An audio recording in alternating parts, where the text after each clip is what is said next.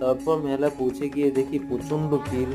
সত্যি এত ভিড় লাইফে কখনো দেখিনি, শুধু শুনেছিলাম যে কুম্ভে নাকি প্রচণ্ড ভিড় হয়। তারপরে কিছুটা হাঁটার পর আমরা ত্রিবেণী সঙ্গমে পৌঁছে যাই এবং স্নান সেরে সেখানে টেন্ট পাতি। কিন্তু বিএসএফরা সেখান থেকে আমাদের উঠিয়ে দেয় প্রচণ্ড ভিড় হবে বলে। তো সেখান থেকে সরে গিয়ে আমরা কিছুটা দূরে গিয়ে টেন্ট পাতি এবং রাত 3টার সময় উঠে দেখি সত্যি প্রচণ্ড ভিড়। তো তখন তো স্নান করা সম্ভব ছিল না, তাই কিছুটা ওয়েট করে সকাল 10টার সময় আমরা স্নান সেরে নিই। তারপর স্নান সেরে সেখান থেকে আমরা বেরিয়ে পড়লাম পিপা পুলের দিকে।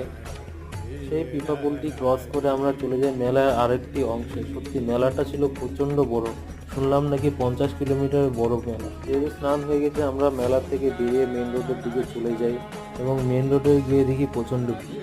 সেই রাস্তা ধরে অনেক কিছুটা কিলোমিটার হাঁটার পর আমরা বেনারসে বাস ধরে বেনারস দর্শনের জন্য বেরিয়ে পড়ি সেখান থেকে।